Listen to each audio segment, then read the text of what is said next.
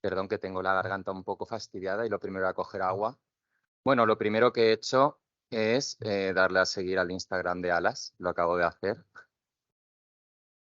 Y lo segundo será agradecer a los organizadores por invitarme. Hacía un montón que no venía a Mallorca desde que tenía 8 años, así que es un placer. Luego me han dicho que me van a dar un paseo, una ruta turística, que está muy bien.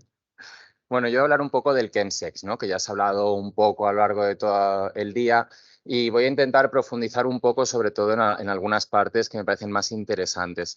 Lo de sexo químico yo no lo he oído mucho, la verdad, es algo que no es un término aquí, usamos mucho el inglés. Este es mi conflicto de intereses, he dado alguna conferencia para alguno de ellos. Y vamos a hacer un poco lo que es una introducción al fenómeno, vamos a hablar luego de los datos de prevalencia.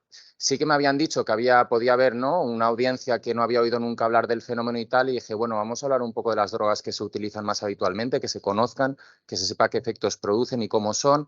Veremos si está relacionado o no con el VIH y con las ITS, y sobre todo qué podemos hacer cuando alguna persona nos dice que practica chemsex en la consulta.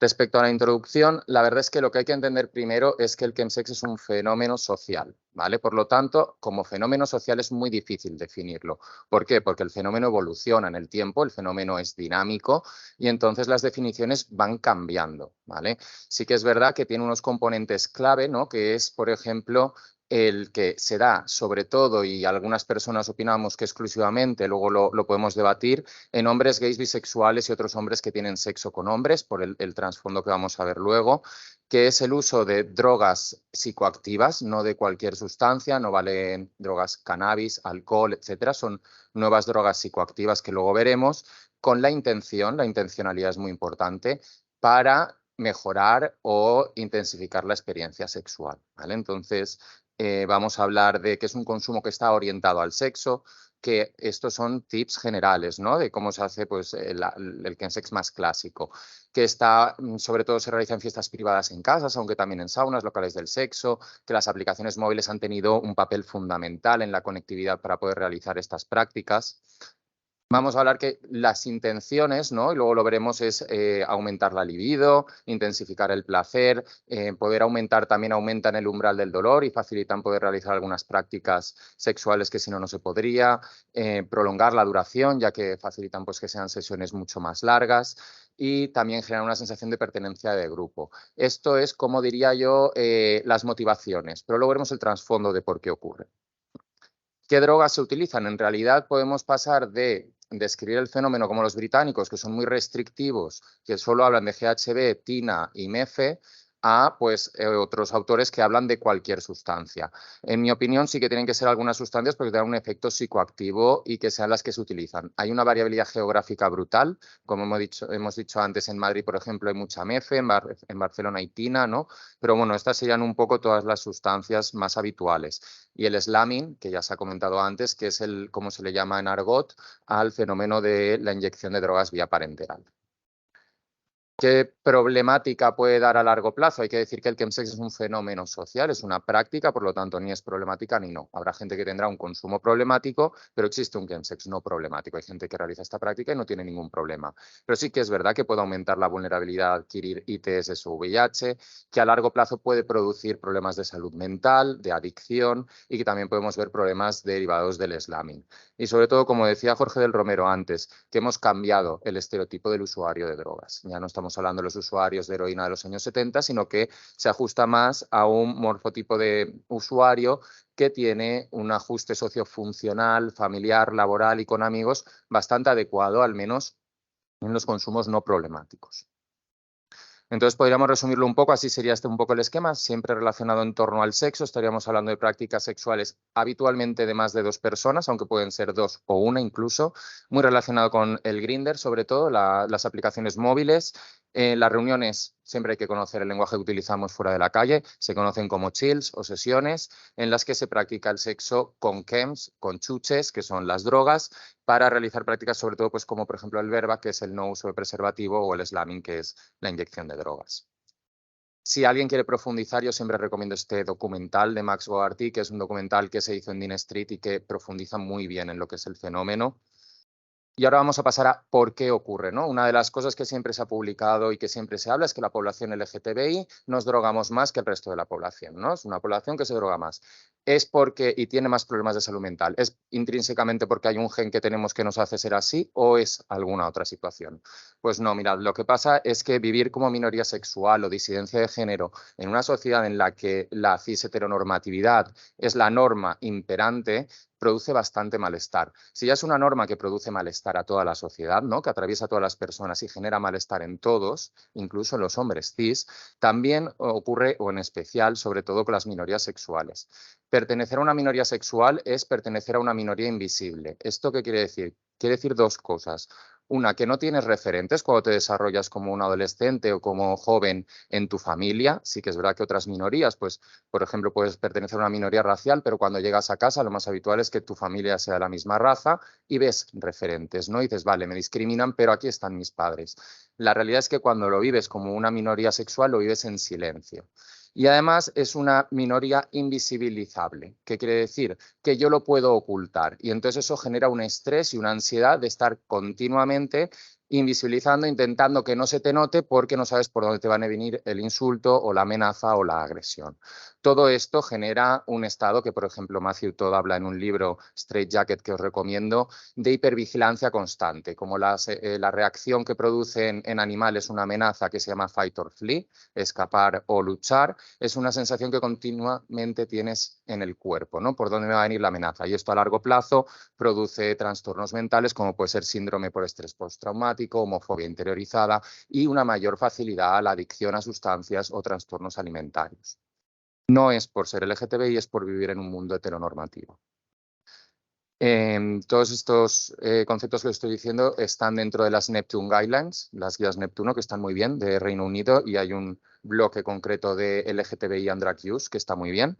Se sabe que el género, por ejemplo, es un factor protector. Las mujeres cis y sujetos feminizados tienen menor tendencia al consumo de drogas, pero, por ejemplo, se sabe que no protege también en población LGTBI, pues las mujeres LGBT tienen mayor consumo que las mujeres que tienen sexo con hombres.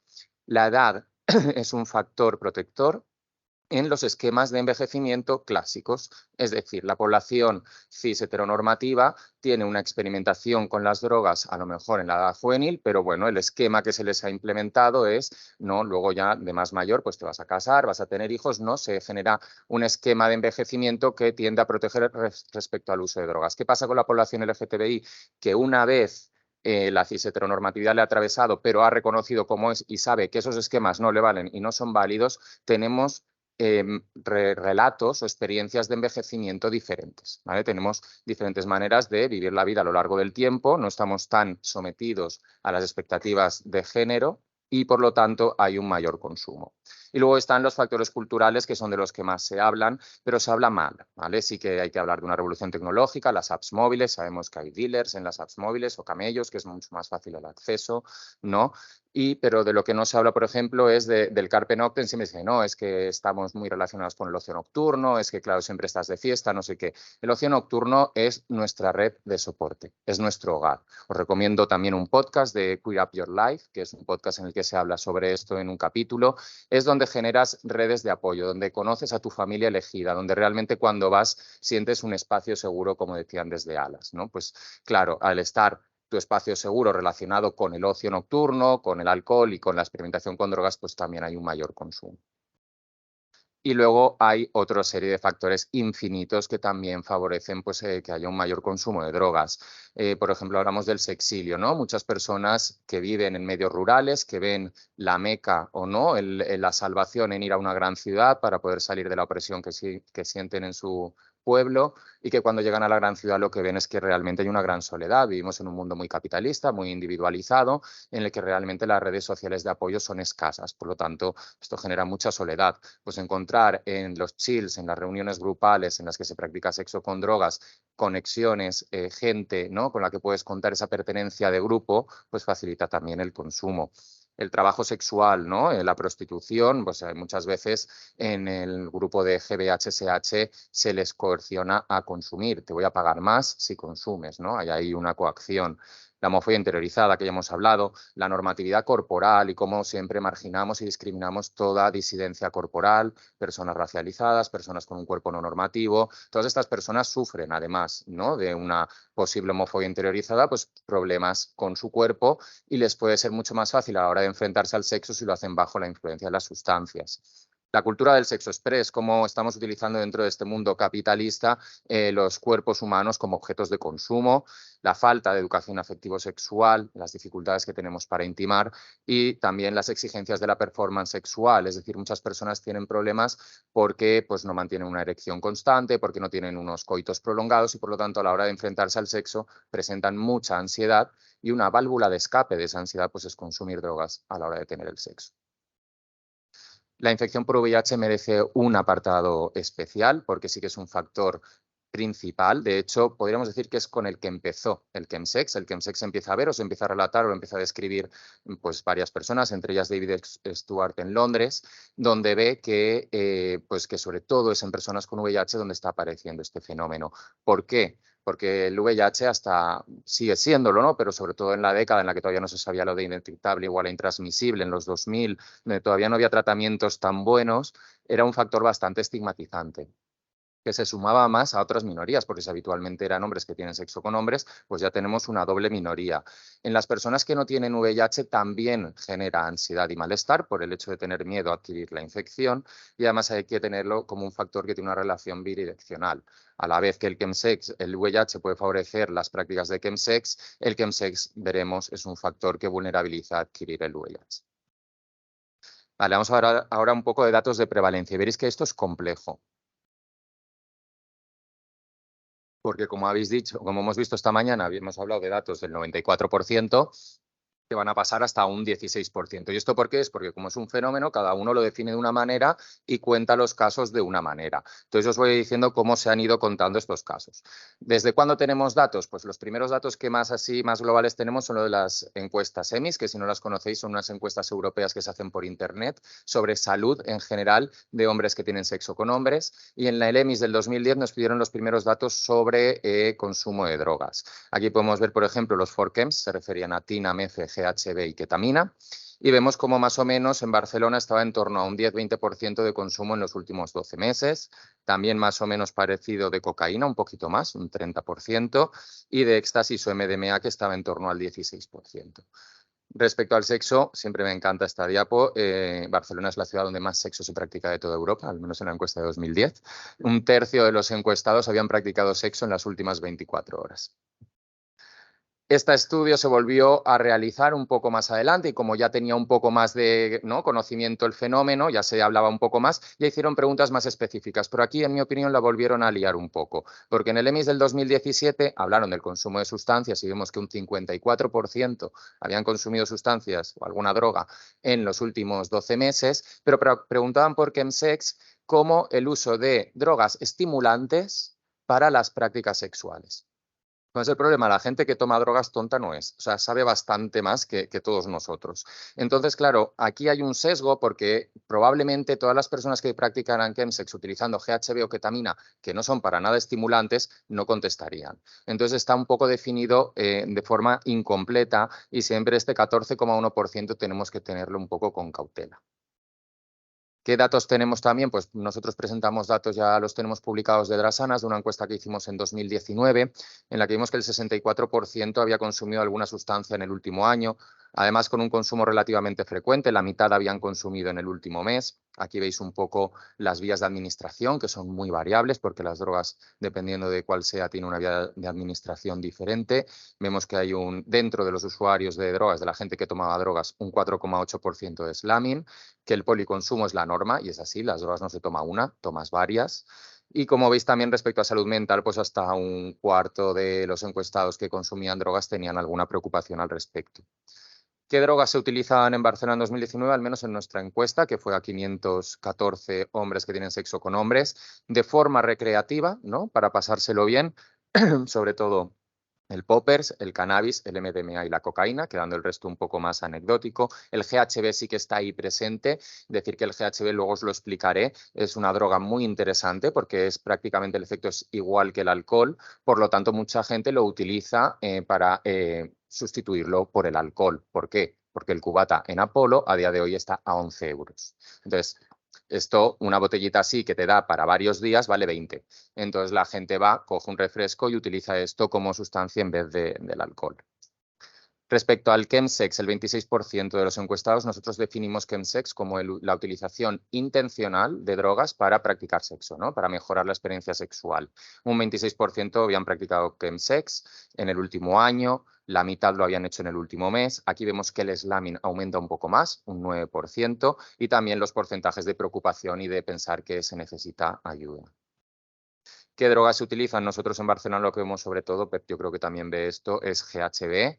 El poppers para mí no es una droga y la mayoría de gente no lo considera droga, pero también lo interrogamos. Y la metanfetamina, que es una droga que se utiliza mucho, aunque es más cara, como ha dicho Jorge del Romero, en Barcelona. Pero no podemos tampoco despreciar el resto de sustancias que también se utilizan. Uno de los últimos estudios que ha habido sobre prevalencia es el estudio Homosalud. Es un estudio que realizó la ONG Stop en toda España a nivel online y vio datos muy parecidos 2 años después. Vio que había un consumo del 65%, un 27% había consumido para practicar sexo, la misma definición que hicimos nosotros.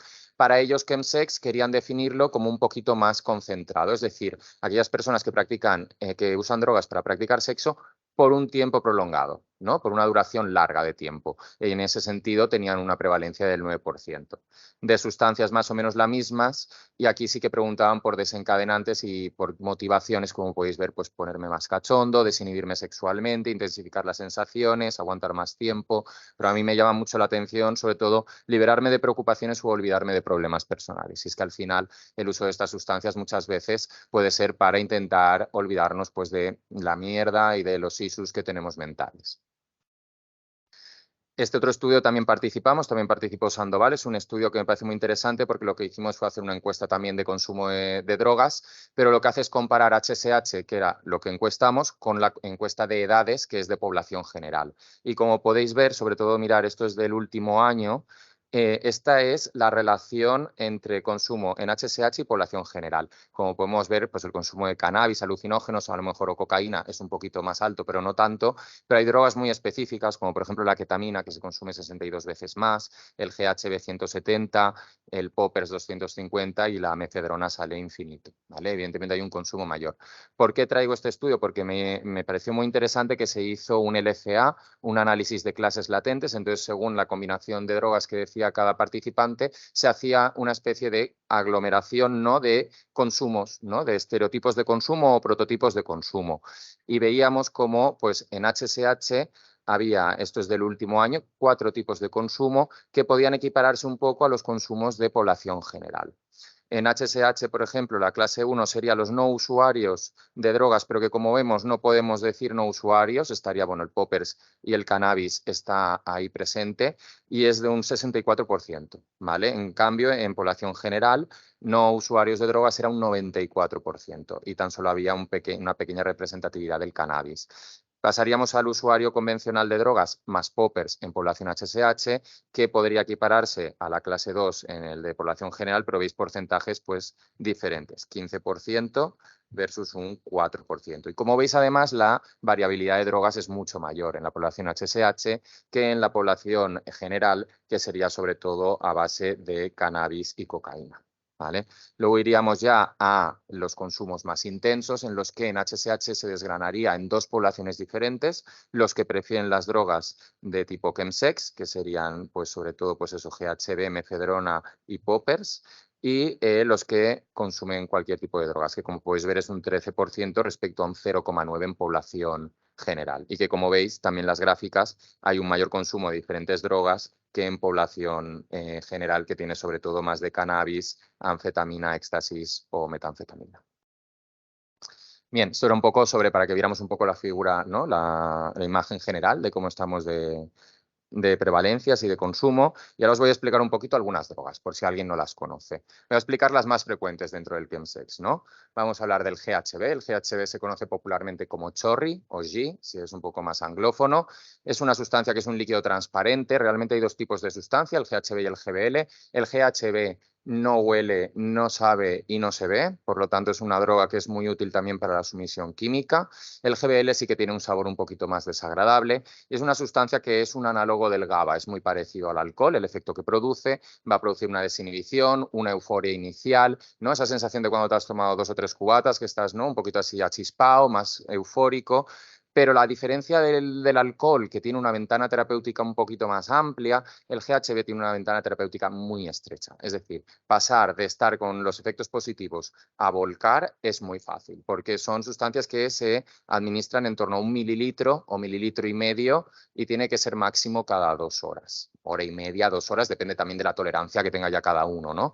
Pero si no, podemos pasar a los efectos de sobredosis, pues que son los mismos que cuando tienes una sobredosis de alcohol. Empezar con mareos, vómitos, sensación de inestabilidad, pero que pueden llegar al coma y muerte. De hecho, el GHB es una de las sustancias que más muertes produce por intoxicación aguda en chemsex y es bastante adictivo. La mefedrona que se utiliza tanto en Madrid, es un polvo, está emparentado con las anfetaminas, pertenece a la familia de las catinonas. Hablaremos de mefedrona y otras catinonas porque en el mercado ya uno no sabe lo que se está vendiendo, puede ser 4-MMC, 3-MMC, hay diferentes catinonas y depende de lo que haya o cómo se pueda producir, te dicen que es mefedrona, pero no lo puedes saber. Uno de los peligros, sobre todo ahora, como había hablado Jorge el Romero, es que también se está dando alfa-PVP por ahí, que es una droga que es mucho más tóxica y la pueden vender como mefedrona. Habitualmente en el argot es la MEFE o MEF, y es una sustancia que es una anfetamina muy estimulante. Es un estimulante que además afecta a las vías serotoninérgicas y por lo tanto también es muy entactógeno, genera una sensación de complicidad con el alrededor, con el entorno, como puede producir el MDMA. Es muy estimulante y dura unas 4 horas.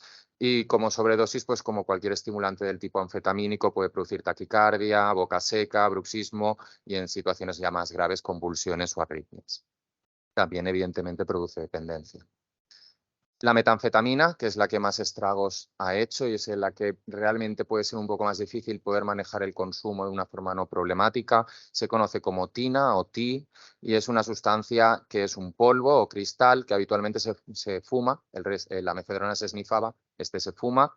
Es una sustancia que es muy estimulante y sobre todo no sabemos por qué en ciertos contextos es muy erógena. Es la misma sustancia que se habla en Breaking Bad y que ha hecho estragos en Estados Unidos en población heterosexual, pero que allí no produce esto. Pero en entornos sexuales parece que por el entorno en el que estás genera estos efectos muy erógenos.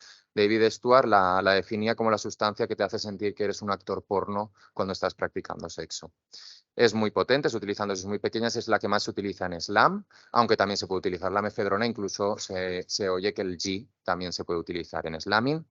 La sobredosis produce el mismo efecto que la mefedrona y como complicaciones, pues a largo plazo, las conocidas paranoias o psicosis y las bajonas que puede producir. Y la ketamina, que realmente la ketamina es un anestésico pediátrico y anestésico veterinario, es un anestésico muy seguro, es una sustancia que no deprime el sistema respiratorio, por lo tanto es muy interesante también como droga recreativa. Es un cristal que se esnifa, aunque también se puede poner también vía endovenosa, intramuscular o vía oral, pero lo habitual es esnifado. Es una sustancia disociativa, al principio produce un poco de euforia, de embriaguez, también produce parestesias, pero en dosis un poco más altas puede producir alucinaciones visuales y también produce esta disociación que en sobredosis se produce lo que se conoce como K-hole, que es una disociación completa que es el locking total, es decir, te quedas dentro de tu cuerpo y no puedes interaccionar con el resto. Hay gente que incluso lo ve muy interesante, produce como una especie de viajes astrales, introspectivos, que por lo visto a mucha gente le parece atractivo. Es una sustancia que también tiene una dependencia alta, aunque no tanto como las otras, y que su efecto dura 1 hora, aunque por la disociación temporal que tienes se te pueden parecer 5. Bien, están un poco las drogas. Veis que no he puesto el poppers porque no considero muy bien que sea una droga. El poppers no produce tolerancia, produce el mismo efecto por muchas veces que lo repitas y puede producir dependencia a lo mejor psicológica en el sentido de que sin poppers a lo mejor no puedes tener sexo porque te has condicionado a que lo necesitas, pero no produce una dependencia física realmente. Es una sustancia bastante segura que es un un gas inhalado que viene en botes de líquido, se inhala vía nasal, produce un efecto de medio minuto y lo que te produce es un vasovagal, un hiperaflujo cerebral de sangre, no tiene efecto químico y que dura eso un minuto y es como una sensación de un mareo. Bien, vamos a ver un poco la relación que tiene el chemsex con el VIH y con las ITS. Vale, pues luego si queréis me hacéis preguntas o esto. Respecto al VIH y las ITS, el chemsex sí que sabemos que vulnerabiliza. A mí no me gusta hablar de factores de riesgo ni de aumentar el riesgo porque me parece que me están llamando inconsciente o algo así porque yo me arriesgo, ¿no? Entonces, yo creo que sí que la práctica del chemsex vulnerabiliza a la hora de adquirir VIH y ITS y así lo demuestra la literatura. Este primer estudio que os muestro es de Madrid, es un estudio que se hacía en unidades de VIH donde vemos que había pues un 20% más o 30% más de sífilis, un 20% más de gonorrea y de clamidia y que multiplicaba hasta por 5 la prevalencia de hepatitis C, sobre todo pues, cuando se practica slamming y también sabemos que es una ITS que se transmite vía rectal, ¿no? Vemos que en los análisis univariado en este caso, el chemsex era un factor que propiciaba la adquisición de estas ITS por 5 y el slamming por 10.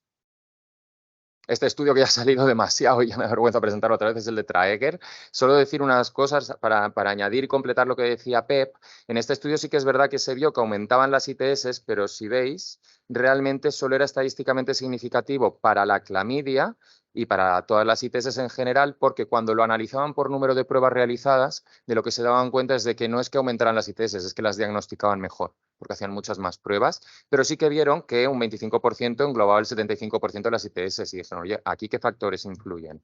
Pues bueno, simplemente lo pongo para que veáis que el GHB multiplicaba por 2 las probabilidades de tener una ITS y que el condón, como hemos dicho antes, pues no era un factor protector de ITS porque las ITS se transmiten bacterianas y víricas por un sinfín de prácticas en las que el condón no tiene cabida, ¿vale? Entonces, realmente solo hay 2 ITS. Yo creo que realmente el condón tiene una eficacia muy alta, que es el VIH, pero tenemos otras medidas de prevención para evitarlo, y también la hepatitis C, porque es exclusivamente de transmisión vaginal o anal, ¿no? Sobre todo anal. Y que es una ITS que sobre todo es de transmisión más difícil y que creo que las estrategias tienen que ir más hacia la microerradicación y diagnóstico precoz y tratamiento que a intentar que la gente utilice el preservativo. En nuestro estudio también vimos un aumento, ¿no?, de cualquier ITS, también preguntábamos por esto, aumentos variables, también vimos que, ¿no?, había un mayor porcentaje de personas que vivían con VIH, pero también veíamos que había un 23% más de personas que tomaban PrEP. Los usuarios de chemsex no son personas inconscientes que están follando a pelo con drogas y que les da igual todo. Son gente que se preocupa también por su salud sexual y que también busca herramientas para prevenir las infecciones. Hicimos un análisis multivariado que hizo un compañero mío, que básicamente es que todas estas variables son variables independientes y vimos cómo el chemsex podía influir o no en estas variables. O sea, que son como un montón de análisis multivariados en las que vimos que evidentemente estaba relacionado con sexo en grupo, como he dicho, también con PrEP y convivir con VIH y otras ITS. Me llama la atención que si podéis ver, no con el uso del preservativo, porque bueno, también aquí puede haber un poco de sesgo de selección entre las sanas. La verdad es que el uso del preservativo ni se le ve, ni se le espera, ni se le promociona casi. Pero en cuanto al sexo grupal, que todos entenderíamos que podría aumentar el número de parejas, si podéis ver el número de parejas, no había una asociación.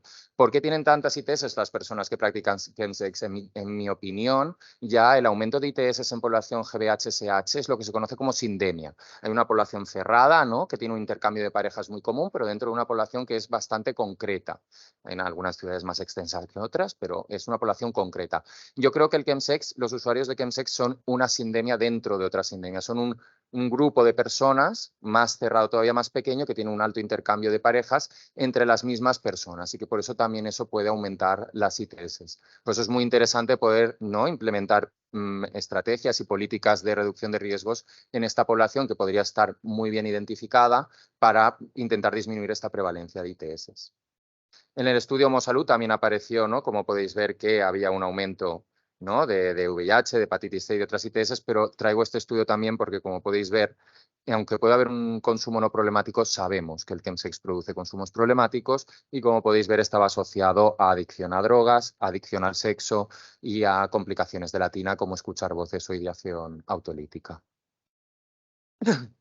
Vale, ya estoy un poco acabando. Vamos a ver un poco qué podemos hacer.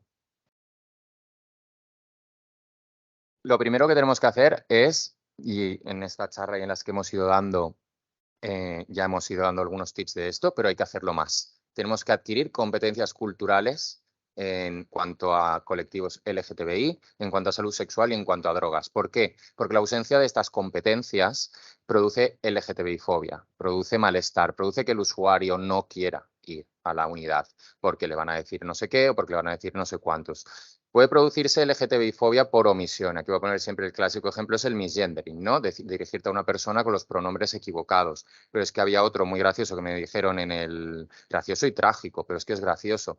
A una mujer cis le dijeron en la consulta que tenía que utilizar el preservativo porque si no es que se podía quedar embarazada y que utilizar el preservativo con su pareja.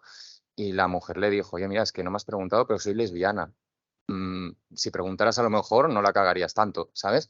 Hay que intentar reconocer que la heteronorma es una norma que no debería ser una norma, que tenemos muchas disidencias de género y tenemos que visibilizarlas y tenemos que preguntar, nunca dar por sentada la cis heterosexualidad. Sigue habiendo mucho machismo también, mucho moralismo y mucho rechazo, ¿no? al sexo no convencional, ¿no? A la monogamia dentro de la cis heterosexualidad, y esto en unas unidades de ITS son gente que se dedica a salud sexual, no debería de ocurrir, ¿no? Para ello nos tenemos que formar en diversidad sexual, en géneros disidentes, en prácticas sexuales no normativas, en el argot que se utiliza, no podemos utilizar un lenguaje científico con las personas que estamos viendo, no porque no lo vayan a entender, sí lo van a entender, pero queda como frío y te aleja del usuario. Y tenemos que evitar actitudes paternalistas, como ya se ha ido diciendo. ¿Para ello a quiénes tenemos? Pues aquí tenemos a ALAS, pero en general lo que tenemos que ir es de la mano de toda la comunidad LGTBI y de todas las entidades comunitarias, que son quienes nos van a enseñar estas competencias culturales y quienes nos van a ayudar a entender mejor a nuestros usuarios. Y respecto a drogas, lo vamos a hacer en una diapo aparte. Lo que tenemos sobre todo es mucho estigma radical. Las drogas son malas, las drogas producen efectos nocivos y tenemos mucho paternalismo al respecto. Si no reconocemos los efectos positivos de las drogas, nunca vamos a entender por qué se utilizan y nunca vamos a poder tener una buena relación con nuestros usuarios. En cuanto a drogas, pues lo que hemos hecho un poquito aquí, hay que tener competencias en cuanto a cuáles son, cómo se utilizan, realmente qué tendencias hay en cada zona, qué nombres tienen. Si yo le digo crystal meth a alguien, a lo mejor me dice, ¿esto qué es? Latina, ¿vale? La reducción de riesgos es vital, salva vidas. Estamos hablando de enseñar a drogarse a nuestros usuarios. Esa es la definición de reducción de riesgos. Es decir, hacer que el consumo que tienen las personas que atendemos sea lo más seguro posible, que solo esperen los efectos positivos e intentar evitar esos efectos negativos. Para eso tenemos que saber cómo se dosifican, cómo hacer reducción de riesgos en vía de administración, sobre todo en la inyectada, pero también en todas las demás, cómo se pueden combinar, porque todos estos tips los podemos dar en la consulta. Si alguien en la consulta les pregunta, ¿utilizas drogas? Que sí, utilizo MDMA. ¿Y qué tal? Ay, el otro día me siento fatal. ¿Y por qué? No sé, me tomé la pastilla y me sentó fatal. Ah, no, es que la pastilla se toma a cuartitos, se toma a trocito, tienes que hidratarte, tienes que reposar de vez en cuando porque no tienes sensación de cansancio. Todo esto son tips que hacen que la experiencia sea mejor, pero que también pueden salvar muchas vidas. Si una persona toma G y no sabe qué, lo tiene que tomar cada 2 horas, puede morir en la próxima sesión. Y luego un poco ya más pro sería la gestión del consumo, como decían también, pues hablar un poco, pues saber con motivación, con entrevistas motivacionales, cómo ¿no? Poder abordar el consumo con las personas que vamos atendiendo, pues para ver si hay algún consumo problemático, si les podemos ayudar a que se autoevalúen sobre su consumo, enseñarles a manejar síndromes de abstinencia, cómo los desencadenantes identificarlos. Pues, por ejemplo, cada vez que abro Grindr me entran ganas de consumir, ¿no? Pues vamos a ver cómo podemos hacer, a lo mejor te puedes bloquear la aplicación, a lo mejor puedes hacer algún tipo de trucos, ¿no? Todo esto da para talleres, y para horas de explicación.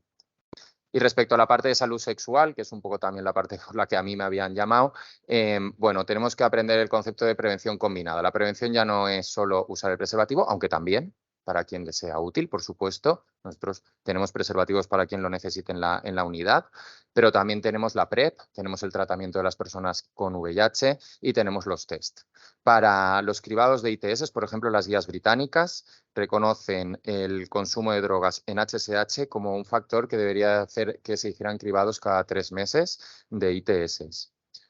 Un poco que decir de la PrEP, ya lo ha explicado el doctor Coy, y también del Treatment as Prevention. Toda persona en tratamiento no puede transmitir la infección porque tiene una carga viral indetectable.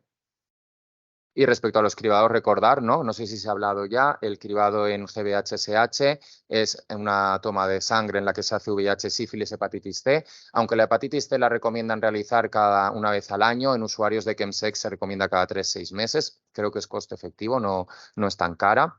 Y luego recordar las PCRs que se hacen de gonorrea y de clamidia en recto, faringe y primera porción de orina. No se hace exudaduretral porque la orina es igualmente válida y la autotoma es igualmente válida. Se lo pueden hacer en el baño y eso les genera mucha más intimidad y no se sienten invadidos cada 3 meses para hacérselo.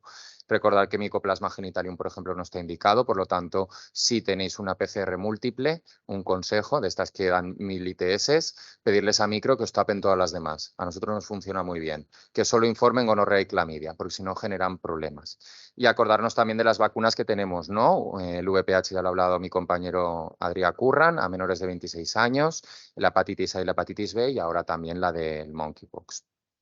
Tenemos que innovar, tenemos que ser creativos, tenemos que inventarnos nuevas estrategias para llegar mejor a los usuarios. Aquí os pongo algunas, por ejemplo, el home testing, que en Reino Unido se desarrolló mucho. En Barcelona tenemos el proyecto Testate del CEISCAT, en el que tú por internet pides un kit, te llega a casa, lo devuelves por correo y puedes consultar los resultados en unos días. Nosotros, combinados desde Drasanas con el Testate, vamos a hacer un estudio que es el Testate PrEP, en el que además del kit van a llevar también las cajas de Truvada, de entricitabina tenofovir. Entonces haremos una visita presencial y una visita que pedirán ellos online y que podrán recibirlo en casa. Y agilizamos también un poco las consultas. Tenemos que agilizarlo no solo porque sea más cómodo para los usuarios, sino porque ya no podemos más en las consultas y no nos cabe nadie más. Entonces, es una manera de poder optimizar mejor las consultas y que podamos llegar a más gente. También los programas de cribado rápido, por ejemplo, el de Drasanas Express, que se va a implementar también en más sitios, es que te hagas las pruebas y que en menos de 5 horas tengas los resultados con GeneSpert por vía SMS, o promocionar también los Point of Care Test, ¿no? Ahora, por ejemplo, se hablaba en Barcelona de que iban a empezar a hacer pruebas en farmacias, iban a vender pruebas en farmacias de papiloma para las mujeres cis y otras personas asignadas mujer al nacer para el cribado de cáncer de cuello uterino. Como ha dicho el doctor Coy, también si alguien es tributario de estas nuevas estrategias de prevención como la doxiciclina o la vacuna de meningitis, son los usuarios de Chemsex. Serían los primeros en los que tendríamos que probarlo porque son los que tienen una mayor incidencia de ITS, básicamente. Y ya como conclusión es decir que el Chemsex es una práctica que está establecida en parte de la población GVHSH, no en toda la población, pero sí en un porcentaje considerable. No todo usuario de Chemsex tiene un consumo problemático. El Chemsex puede ser no problemático, puede ser una experiencia positiva, pero sí que es verdad que en aquellas personas que practican Chemsex es muy interesante establecer pues como una especie de gestión de consumo, que sean conscientes y unas buenas prácticas de reducción de riesgos para evitar que este consumo pueda ser problemático. Como hemos visto, aumenta la vulnerabilidad a adquirir VIH y otras ITS, pero para ello tenemos estrategias para prevenirlo. No importan solo las ITS, sino también la salud mental y la problemática social que pueden llegar a producir los consumos más problemáticos, y que tenemos que seguir siendo innovadores y buscar nuevas estrategias más allá del preservativo. Y ya está. Gracias.